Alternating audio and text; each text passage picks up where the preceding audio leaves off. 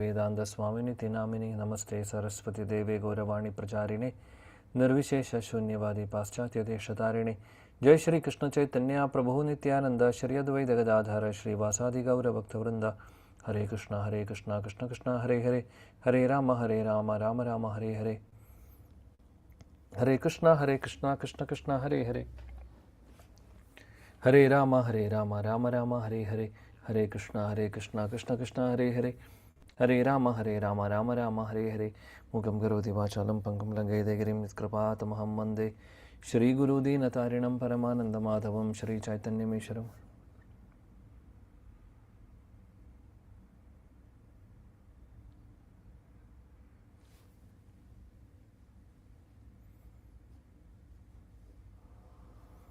Hare Krishna, dear devotees, I would like to welcome all of you for our study of Shri Bhagavad Gita. So we are discussing the second chapter. So we did till verse number 22, right? Yes, up to 22. From 23 we need to do today. Okay, so we are studying the science of the soul. We continue the same theme. So yesterday we discussed that there is a soul never dies. Na jayate mriyate vakadachin nayam bhutva bhavita vana bhuya ajo nityo shashwado yam purano na hanyade hanyamane sharire. So there is no birth, no death at any time for the soul, and soul has not come into being, does not come into being, will not come into being, and ajo, he is unborn, is nitya, eternal, then ever existing, primal. He is not killed. Na hanyate, when the body is killed, hanyamane sharire. Then we discussed about in the verse number 22, vasamsi jiranani yata vihaya navani granadi naroparani. As a person gives up the old garments and accept new garments, tata, similarly, sharirani vihaya jirnani anyani samyani navani dehi. Similarly, when the soul gives up the old and old bodies and attains and takes new body. This is what we have seen yesterday. Okay, and so many other things we discuss in connection with this. So let me share the screen. Continue with the from verse number 23. Right. This is also very famous verse. Nainam chindandi shastrani. Hare Krishna Prabhu. Nainyam chindandi sastrani. Nainam dahati pavaka. Nainam dahati pavaka. Na chainam kledayantyapo. Na chainam kletayantyapo. Na shoshayati maruta. Na soshayati marutha. Translation: the soul can never be cut into pieces by any weapon, nor burned by fire, nor moistened by water, nor withered by the wind. Hare Krishna. Thank you. So here Krishna is saying again the characteristics of the soul. Nainam chindandi shastrani. Nainam means no, cannot. Chindandi means cut, or chindandi cut by the weapons. Shastrani means by the weapons. So nainam chindandi shastrani. The soul cannot be cut by the weapons. Nainam dahati pavakaha. Soul cannot be burnt by fire. Means it could be fire, like when we die, the body is burnt, right? By the way, there is no soul inside the body. When the soul exits the body dies, right? And when we burn the body, there is no soul, first of all. And another understanding is that nor it cannot be burned by the fire means it cannot be burned by the weapon made of fire. There are fire weapons. We don't know anything actually. In this world, we may be saying that the nuclear bomb or whatever weapon, nuclear weapons are the most potent or powerful. It is true, but there are so many weapons in the past. Not in this yuga, in the previous yugas. Those weapons like Brahmastra Brahmastra is more powerful than a nuclear weapon, and Brahmastra is not like a gross weapon. It is a subtle weapon, and it is invoked by chanting the mantras, and it is very, very powerful. It's more powerful than even any kind of atomic or nuclear weapon. And that Brahmastra is like, it is target oriented. It can be sent to a particular target, and it won't hurt. It will not hurt anybody else. It will only go to the target and do the needful and come back. So like that. And all these weapons are invoked by chanting mantras. So means there are, and the people, like, I mean, those who are using these mantras, not ordinary people. Like Arjuna can use Brahmastra. He was knowing how to use it. Not everybody knows. Similarly, so Brahmastra is considered to be fire weapon, or we can say nuclear weapon. Similarly, there are weapons made of water, which we have not even heard about. There are weapons made of water. So Nainam Chindandi, Nainam Dahati Pavaka means cannot be burned by fire, or it cannot be burned by fire weapon or Brahmastra. Na Chainam Klayadayantiapo, it cannot be moistened by water or weapon made of water. Na Shoshayati Marutaha, it cannot be withered with the wind, or it cannot be withered by the wind weapon. There is wind weapon also. Have we heard about that? No, we don't know actually, but the science of all these things are, details are there in the scriptures. So in the previous yugas, we cannot even imagine, we cannot even think the thing, and we say now the world is now advanced. In the previous yugas, there is no previous years, or we can say 10 years back, 20 years back, 100 years back, there was nothing. Now we have development and we have some skyscrapers. Skyscrapers is not the sign of a development basically. So all these signs, signs of the weapon, so many things, everything was there everything is there in the scriptures, and also people were using it also. People were knowing how to use it as well. So these things were there. Prabhupada mentions in the purport, Srila Prabhupada's purports are very, very powerful, and in fact he gives all the necessary information and practical tips and all the connected information through his purports, so that if we read and study the purports, then we will be able to understand that verse properly in the proper context. So it's very, very important.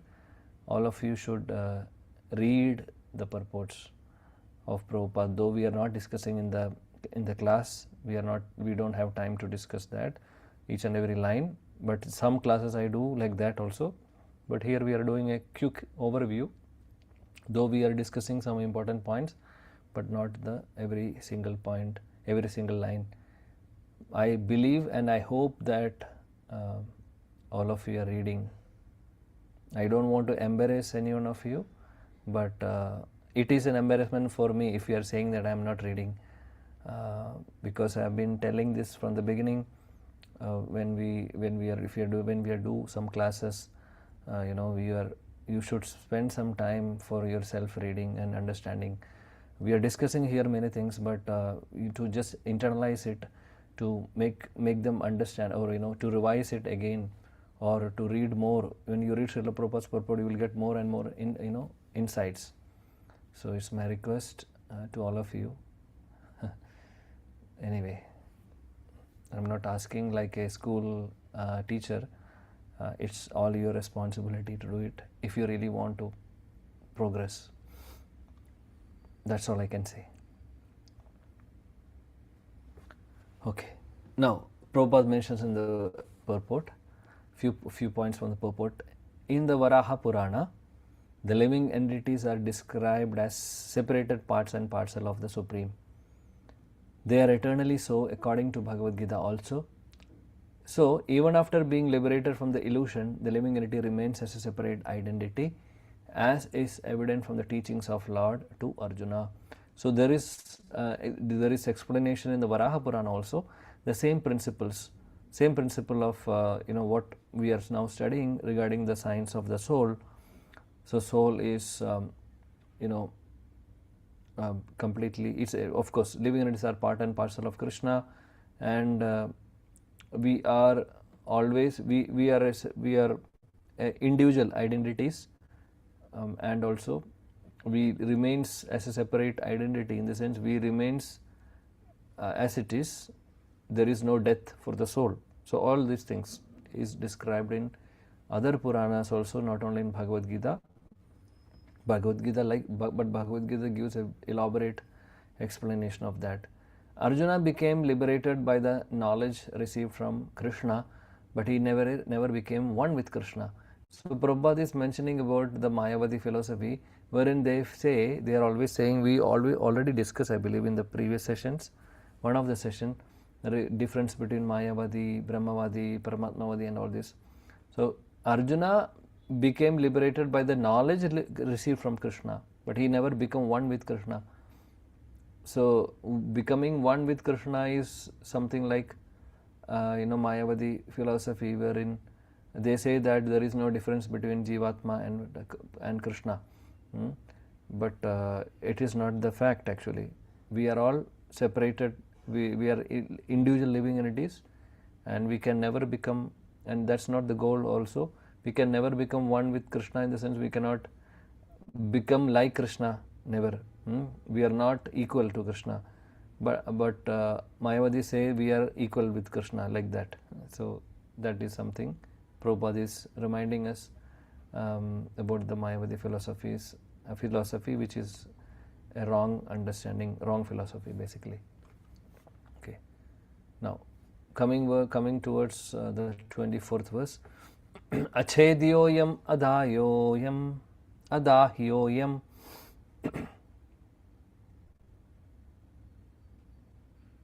Yes, someone. Hare Krishna. Achedyoyamadahyam Akledyo shoshya evacha akledyo shoshi evacha nitya sarvagata stanur nitya sarvagatastano achaloyam sanatana. achaloyam sanatanaha.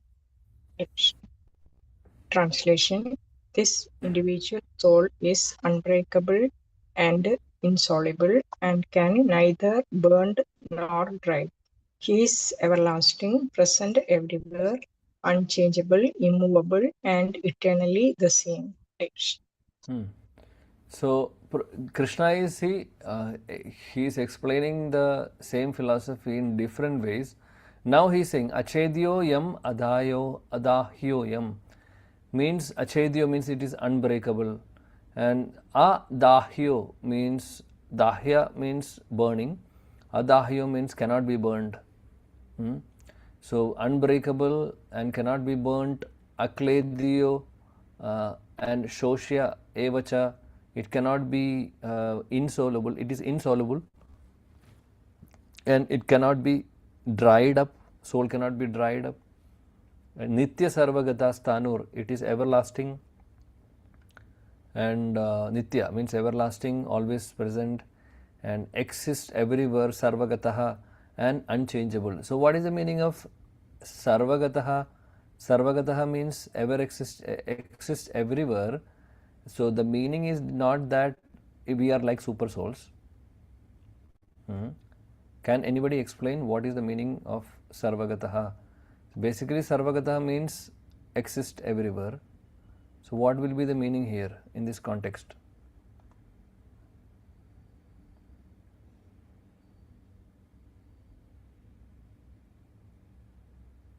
It's talking about consciousness, Prabhu. If I share the screen, you will all know. So that's why I just close the screen. It is mentioned there. But any ideas? Yeah, you said something. I'm sorry.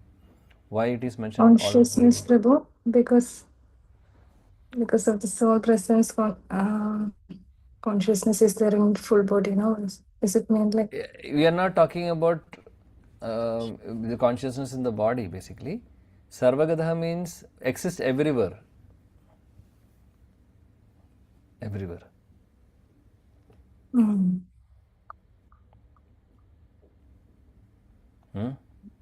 Any idea?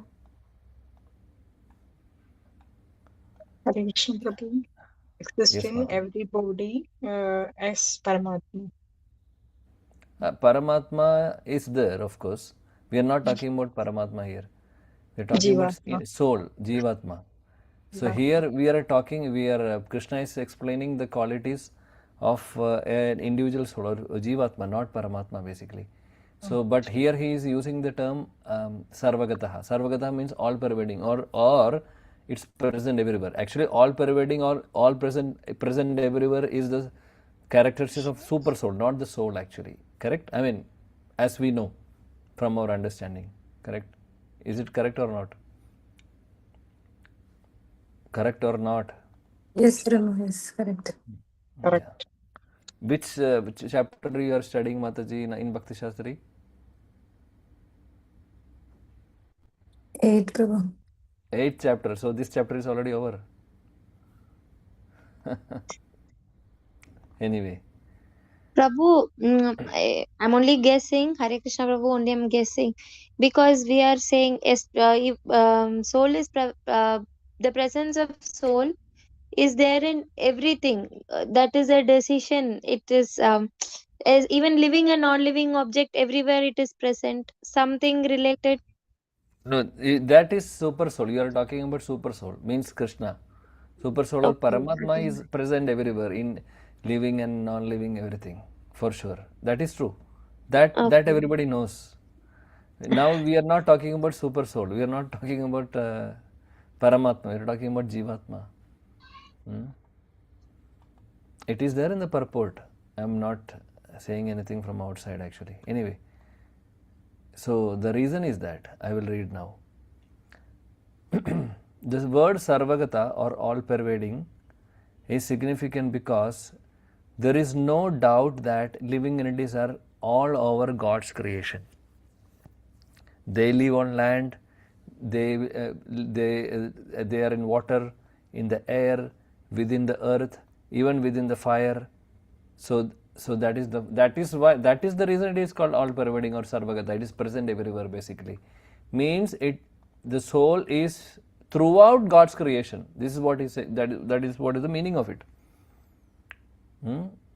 Soul is present throughout God's creation. It could be in land or water, air, earth, fire. So that means even in the sun planet there are living entities. There are living entities. There are living entities in the air which we cannot see. There are living entities in the fire. So like that. And the soul cannot be burnt, cannot be withered by the wind or moistened by the water. Everything we have studied, right? So that is why it can be, soul is present in the water also. There are many living entities in the water, and soul is not getting it's not soluble in water, and there are many living entities in the air also. Similarly in the earth, similarly in the fire. So that's the point. So that is why it is Sarvagata. The belief that they are sterilized, Prabhupada mentions another point. Belief that they are sterilized in fire is not acceptable because it is clearly stated here that soul cannot be burned by the fire. So it is cannot be sterilized, by the way. Soul cannot be sterilized or anything. Nothing can, fire cannot do anything. Therefore, Prabhupada mentions, no doubt that there are living entities also in the sun planet with suitable bodies to live there. So definitely there are living entities in the sun planet, and in fact the living entities are there in each and every they are present everywhere basically, but not having body like us. So living entities in the sun planet will not be having the same body like us, because the same body we cannot survive in sun planet, right? But there are living entities which are having the suitable body, who can suitable body to live in sun planet. So like that, it is like that, and it is also made of Panchabhuta: earth, water, fire, air, ether. So our body is made of these 5 things we already discussed many times. But the major constituent of, the combination of earth, the combination of, or we can say, percentage of earth element, percentage of water element, fire element, sky element, or air element in our body is different from the percentage of earth, water, fire, air, ether element in the living entities who are living in the sun planet, or maybe in the fire or in the air. The constitution is different. Sorry, the elements are same, but the percentage of compositions are different. So that is why we cannot we cannot survive there, but they can. Similarly for the devatas, all the demigods, they are also having Panchabhuta body like us, but there again the combination of earth, water, fire, air, ether is different from us. That is why we are not able to see them. We can't see them with our eyes because our eyes are not suitable to see the demigods. But it is mentioned that they can see us easily. Their body composition is different with the same elements, but combination, or the percentage of the permutation is different actually. So that is what that's how we can understand. So why people are, now we know one more thing. There are scientists who are sending different spaceships and all to different planets, and there are even spaceships going to moon planet. They say it's moon planet. We don't know. We are not going to debate that again, and we are not going to discuss whether it's moon or some other place. Anyway, that's not our topic of discussion. So they are saying when we go there, we can't see anybody. There is no living entity, or there are no living force there. They say, right? But it is not the fact. It's that the point is that we are not able to see them because with our eyes we can't see. These eyes are designed for seeing the things of this particular world or this particular planet, nothing beyond this. We can't see anything beyond this. So if we go to moon planet, we can't see anything. So we can't, because we cannot see with these eyes, then how? But we cannot say that there are no living entities. So this is what is happening actually. People claim that only the Earth planet has living entities, but actually it's not the fact. Yes. So even in the sun planet there could be living entities. So what to speak of other planets? So like that. Okay. Text number 25. Avyaktoyam achintyoyam Avyaktoyamachintyoyam avikaryoyam uchyate avikaryoyamuchyate tasmad evam viditvainam tasmat evam vidivainam viditvainam nanushochitumarhasi. nanushojitumarhasi. Translation: It is said that the soul is invisible, inconceivable, and immutable. Knowing this, you should not grieve for the body. Hare Krishna. So here Krishna is saying in the 25th verse that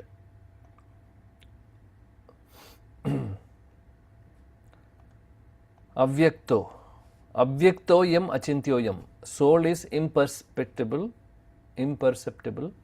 and inconceivable. Achintyo means inconceivable. We cannot fathom, we cannot imagine, or we cannot conceive the nature of the soul. Avikaryo yam uchyate. Avikaryo yam basically means it is without changes or immutable, or it cannot, no changes, no mutation possible. Like we say, our cells are undergoing mutation, right? But soul cannot undergo any kind of mutation, or mutation means any changes. No changes can be made.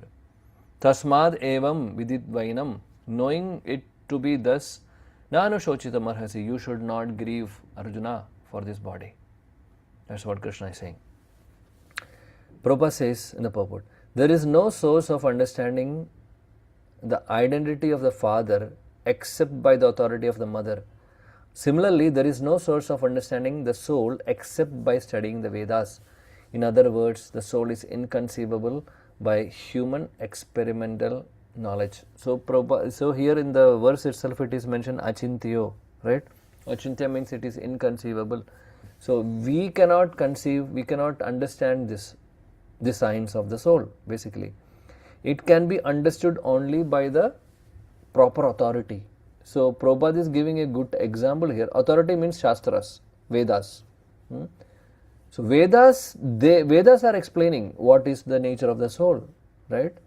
And by human experimental knowledge or doing some research or doing some experiments in the laboratory by some scientists, the greatest scientists of this world cannot understand the science of the soul. It's not possible because it's beyond our capacity. It's inconceivable. But how we are able to understand now a little bit is only through Shastras. Through the eyes of Shastras we are understanding. Otherwise we cannot. No science, no technology of this world can understand all this, whatever we are saying, because they cannot even figure out the soul. There is no microscope or no any kind of equipment to see the soul.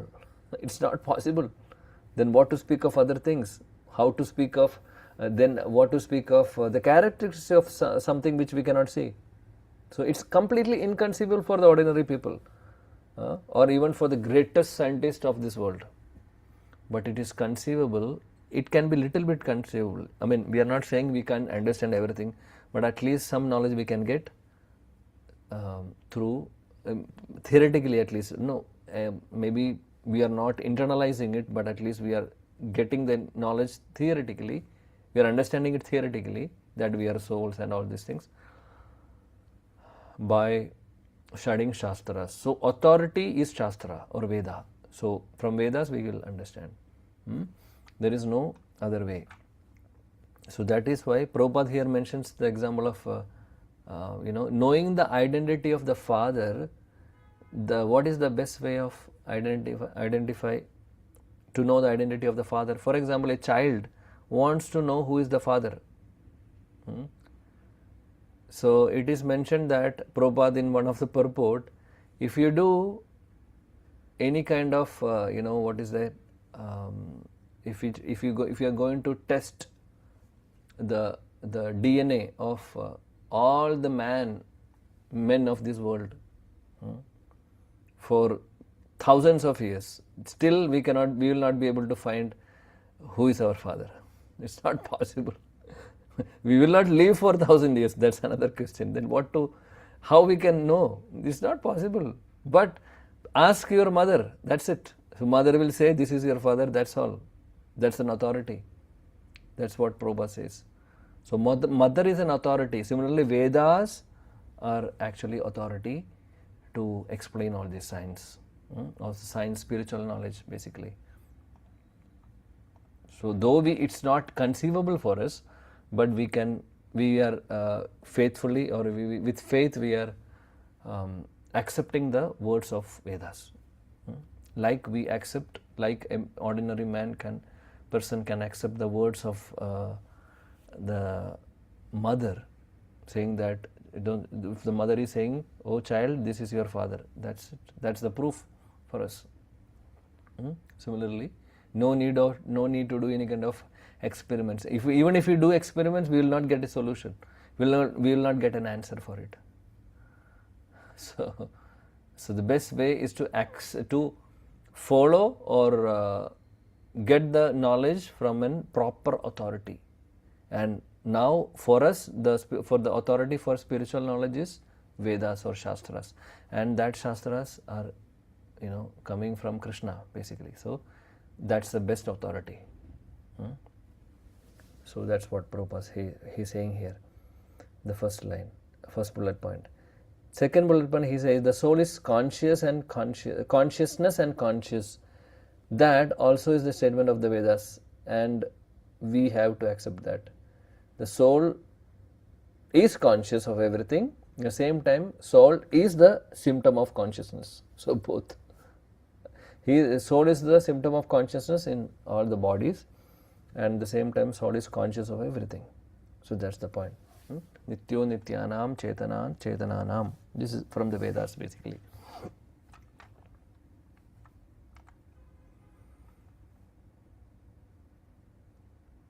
Let's do one more verse.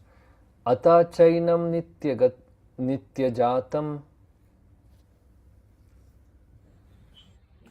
Hare Krishna. Atha chainyam nityajatam nityam va manyase mritam nityam vamanyase mritam tatapi tvam mahabhago baho tatapi tvam mahabaho nainam shochitum arhasi. nainam sochitam arhase. Hare Krishna. Translation. If, however, you think that the soul or the symptoms of life will always be born and die forever, you still have no reason to lament, O mighty armed. Hare Krishna. This Krishna here he is speaking. Different philosophies are there. No, Krishna is now he was speaking what he was speaking in the previous verses is actually the the Bhagavad philosophy, or we can say the philosophies, the proper understanding of the Shastras. Now he is saying that there are different doctrines, or there are different philosophies, or concocted philosophies, or we can say those philosophy, they are giving different information about the soul. Their conception of soul is different. Understanding of the soul is different. So Krishna is saying here that even if you think that soul is always born, because some of the philosophy doctrines, they believe that there is birth for the soul and there is death for the soul also. And if we are thinking in that way, or if you are not believing the actual philosophy, but if you are believing different philosophy, wherein if there is something called soul is taking birth and soul is dying, then still you don't have to lament for it. The reason, what is the reason? It is mentioned in the purport by Prabhupada, and which are the doctrines also. Some of the doctrines mean some of philosophy, some of the wrong philosophies. Prabhupada mentions in the purport, when Lord Krishna spoke the Bhagavad Gita, it appears that such philosophers existed, means this different concocted philosophies were already there, and they were known as Lokayitikas and Vaibhashikas. These are two different philosophies, different philosophers, basically category. So these Lokayatas, their claim is what is mentioned here in the second bullet point. The Lokayatas claim that body is Atma, which is continually born and continually dies. So their concept is that there is no concept of spirit soul. Their concept is the body is Atma and it is taking birth and dying, or continually born and continually dies. And Vaibhasikas mean, for them, they say that Atma is different from the body, but it's still subject to destruction at every moment. So they are also saying that, for Vaibhasika says that Atma is different from body, but that is correct. But their complete understanding is not. Their understanding is not correct. They say Atma is different from body, but they say that Atma is also subject to destruction. So Prabhupada is mentioning that in both these philosophies, there is no next birth. So the understanding of Lokayatas and Vaibhasikas is that there is no next birth, or in both the cases they say it is dying, taking birth and dying, correct?